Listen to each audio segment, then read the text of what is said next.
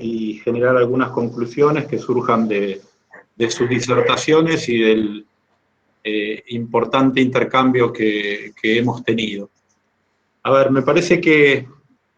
existe un consenso respecto de que la tercera y cuarta revolución industrial nos han expuesto frente a escenarios que cada vez resultan más dinámicos, complejos, inestables y altamente demandantes. Y son escenarios que, como se dijo aquí, la pandemia ha acelerado. Y frente a ello, la universidad se ve obligada a responder con mayor agilidad, con mayor pertinencia y mayor innovación. Emilio se refería a un modelo de gobernanza orientado a resultados, donde el concepto de pertinencia, él lo planteaba desde dos visiones. Una que enfoca en la consistencia interna y que estaba asociada a la misión institucional y al logro de los fines y propósitos, decía Emilio,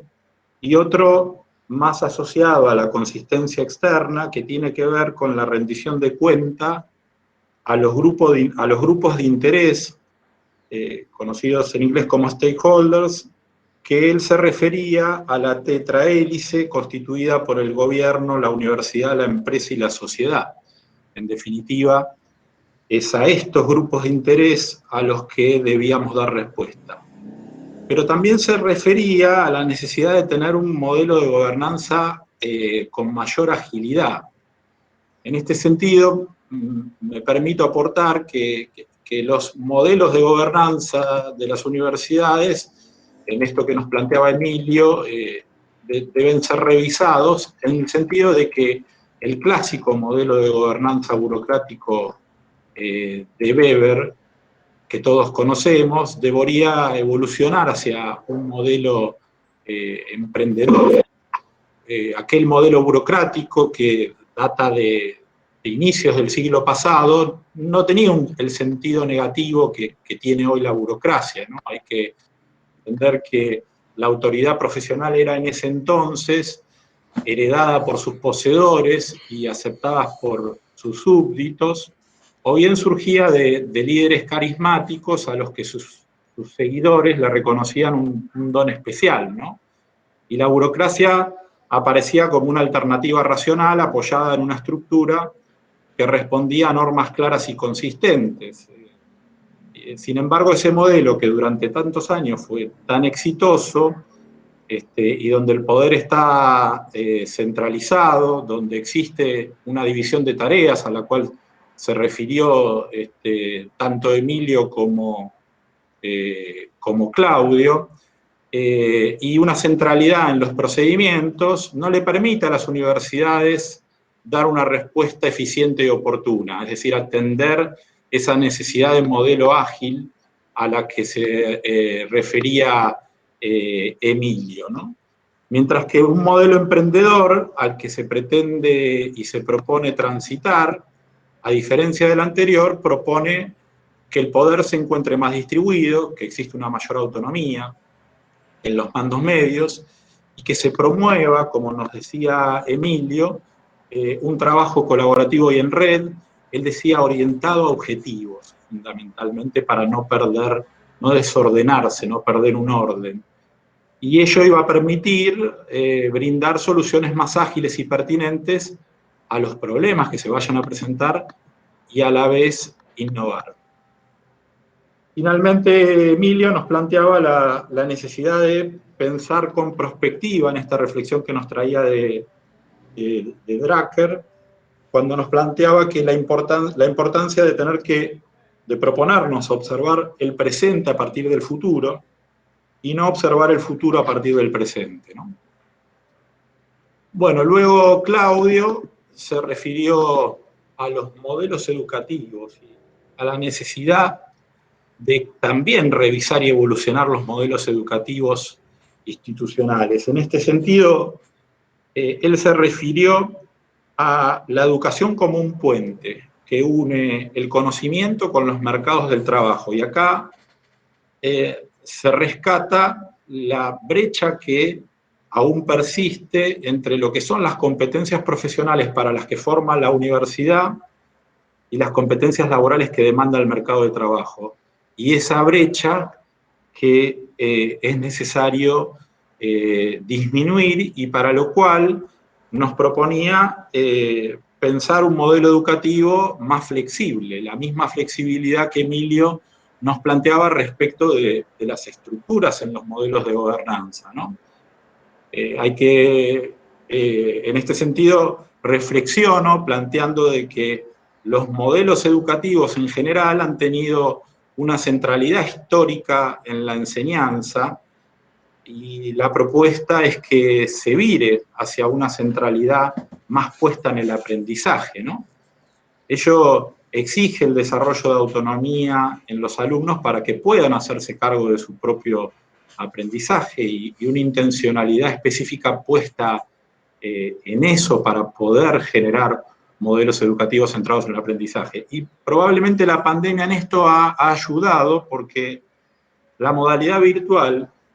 nos ha hecho conocer de manera obligada a todos lo que implica el espacio asincrónico que nos provee el aula virtual, y que resulta ser una herramienta muy propicia para el desarrollo de la autonomía, para el desarrollo de modelos con centralidad en el aprendizaje, ¿no? A la vez que también nos obliga a tener que cualificar el espacio, el uso del espacio sincrónico, que era el único que conocíamos en la presencialidad y que es el que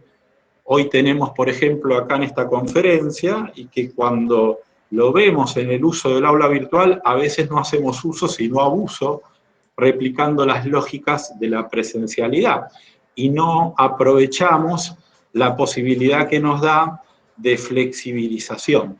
de ese espacio de enseñanza-aprendizaje. También nos hablaba Claudio de la necesidad de flexibilizar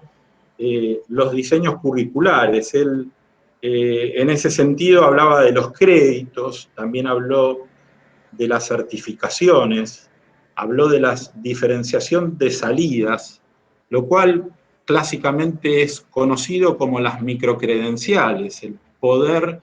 salir de certificación sí o no, título o no, y poder encontrar diferenciación de salidas que a la vez también nos abran nuevas entradas, ¿no? Porque la entrada no es solo del secundario, sino que pudiendo certificar competencias, pudiendo certificar resultados de aprendizaje, probablemente se puedan generar nuevas entradas, y también se puedan generar microcredenciales que nos generen distintas salidas. Bueno, Claudio también se refirió a la importancia de la digitalización y las transformaciones económicas, el impacto de la masificación, la regulación, la diferenciación, la internacionalización, la virtualización, la mercantilización, las condiciones de piso que pone el Estado cuando nos plantea pisos de calidad, umbrales de calidad, en esta necesidad de dar fe pública de esa calidad y de asegurar umbrales cuando las actividades para las que habilitan los títulos pueden poner en riesgo el interés público, y eso, el modo en que se ha hecho con esta lógica de estándares mínimos y de agencias que nos acreditan y que nos ponen un piso que no se puede discutir. También planteaba en los diseños curriculares, en la flexibilidad, ese diseño por competencias, en planes de estudios que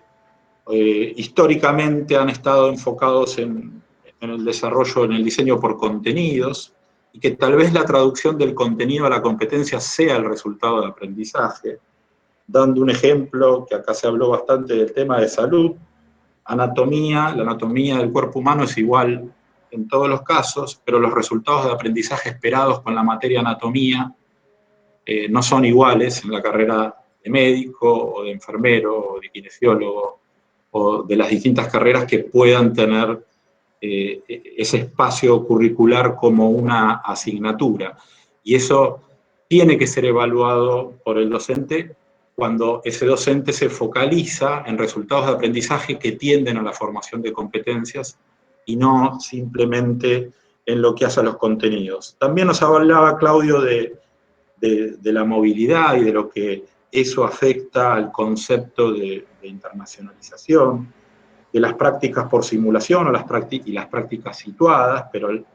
la incorporación de las prácticas como algo estructural en los planes,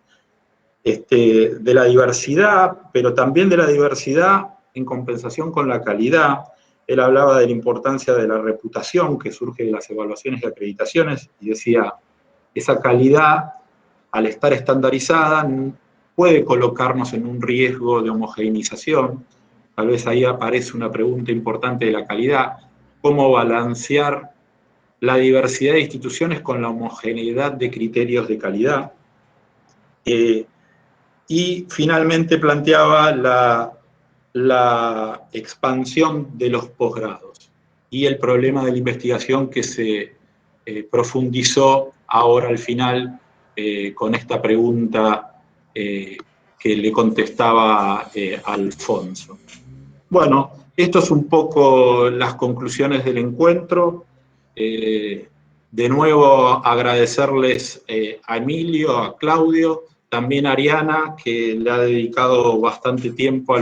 todo lo que implicó la organización de este Ateneo, y que gracias Ariana lo has hecho muy bien, y a todos ustedes que nos han brindado este tiempo. Hemos tenido un pico de 84, 85 participantes,